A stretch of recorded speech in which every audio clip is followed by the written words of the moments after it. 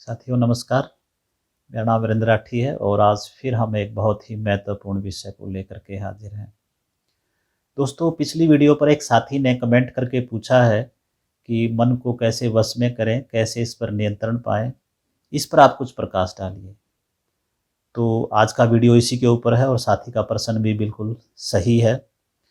दोस्तों, चाहे आपका सांसारिक जीवन हो या आध्यात्मिक जीवन हो, दोनों ही स्थितियों में मन पर नियंत्रण बहुत ही महत्वपूर्ण है। लेकिन मन बड़ा चंचल है, बलवान है, इसको वश में करना इतनी साधारण बात भी नहीं है। गीता में अर्जुन ने भगवान श्री कृष्ण से कहा है कि मन को वश में करना वायु के वेग को रोकने के बराबर है, तलवार की धार पर चलने के समान है।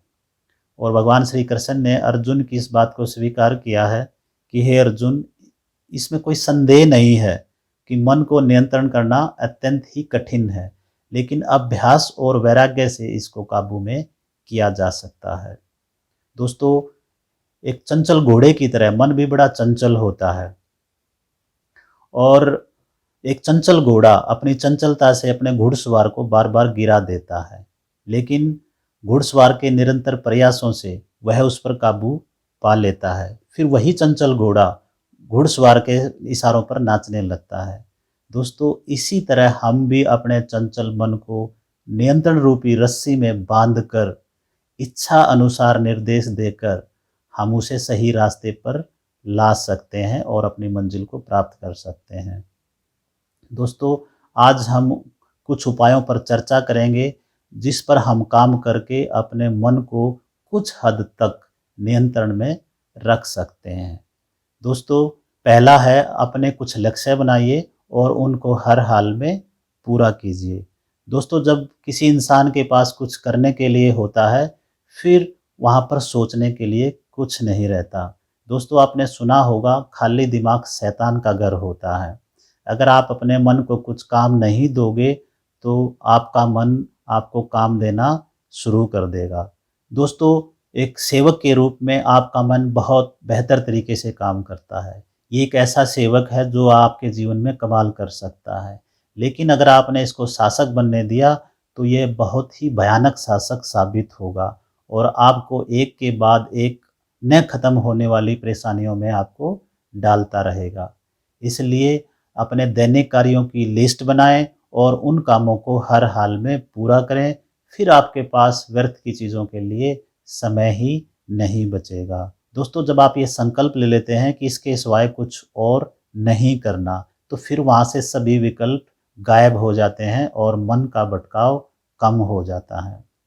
दूसरा, हर परिस्थिति में सकारात्मक रहें। दोस्तों, आज का इंसान या तो किसी समस्या से लड़ रहा है या किसी समस्या से निकल कर आ रहा है या किसी समस्या की तरफ जा रहा है।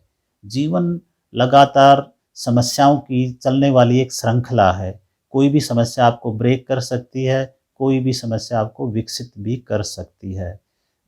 जीवन में हमारे साथ कैसी घटना घटेगी, ये काफ़ी हद तक हम पर ही निर्भर करता है। जैसा हम करते हैं वैसी ही घटनाएं हमारे साथ घटती हैं। दोस्तों, जब दूध फट जाता है तो दूध फट जाना एक घटना है। आप इसमें परेशान हो सकते हैं, मातम मना सकते हैं, लेकिन थोड़ी-सी समझदारी करके आप इसको पनीर में कन्वर्ट भी कर सकते हैं। दोस्तों, ये काफ़ी हद तक हम पर ही निर्भर करता है कि हमारे साथ जीवन में कैसी घटनाएँ घटनी चाहिए। दोस्तों, सकारात्मक दृष्टिकोण मुश्किल वक़्त में सबसे बड़ा हथियार है। दोस्तों, अगर आपको कभी लगता है कि आप कुछ खो रहे हैं, तो याद रखें, पेड़ भी हर साल अपने पत्ते खो देते हैं और लंबे समय तक खड़े रहते हैं और बेहतर दिनों का इंतज़ार करते हैं। दोस्तों, अगर आप हर घटना को सकारात्मक सोच के साथ देखते हैं, तो मन का भटकाव कम होता है, आपके विचारों की गति स्लो हो जाती है और आप बेहतर संभावनाओं पर विचार कर पाते हैं। दोस्तों, इसलिए हर परिस्थिति में सकारात्मक बने रहें। बादलों के कारण कुछ समय तक के लिए अंधकार हो सकता है, लेकिन आप जल्द ही धूप के दर्शन करेंगे, ये भी सुनिश्चित है। तीसरा, दोस्तों, किसी के प्रति भी ईर्ष्या द्वेष का भाव ना रखें। दोस्तों, जब आप दूसरों के प्रति ईर्ष्या, द्वेष, नफरत, जलन, कड़वाहट का भाव नहीं रखते हैं, तो आप सुकून महसूस करते हैं। ये हमारी आदत होती है कि हम अपने से संपन्न लोगों को देख कर के परेशान हो जाते हैं, दुखी होते रहते हैं।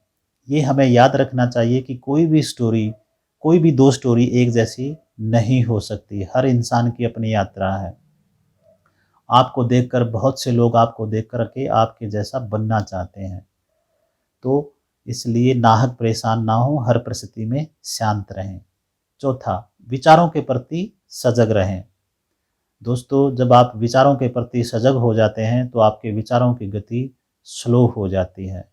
जितनी जागृति आपके अंदर बढ़ती जाएगी, जितना आपका होश बढ़ता जाएगा, उतने ही आपके विचार विलीन होने लगते हैं।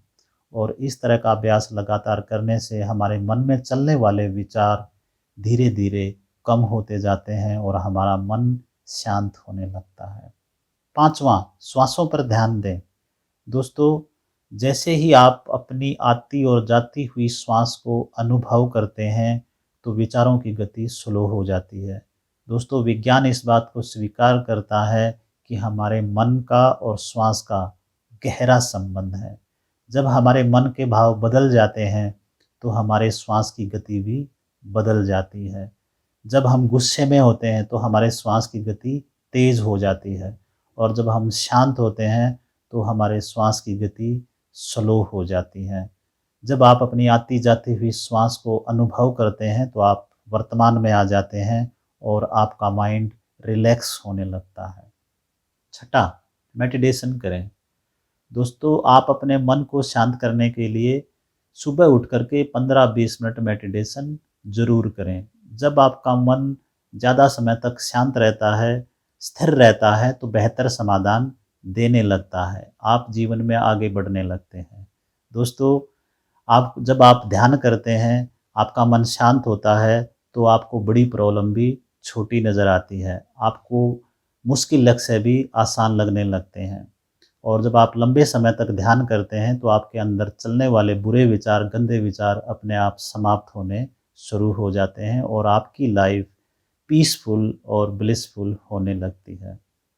साथियों, मन को शांत करने की और बहुत सारी विधियाँ हो सकती हैं। आज हमने कुछ महत्वपूर्ण उपायों पर चर्चा की है कि जिसको हम करके प्रत्यक्ष रूप से अनुभव कर सकते हैं। आशा है साथी का प्रश्न क्लियर हो गया होगा और अगर आपको ये वीडियो अच्छी लगी तो आप इसको लाइक करें, चैनल पर नए हैं तो सब्सक्राइब करें, कमेंट्स करके ज़रूर बताएं। अगर आपको ये लगता है ये वीडियो किसी के काम आ सकती है तो उसके साथ शेयर करें। आपने इस वीडियो को ध्यान से सुना, आपका बहुत बहुत धन्यवाद।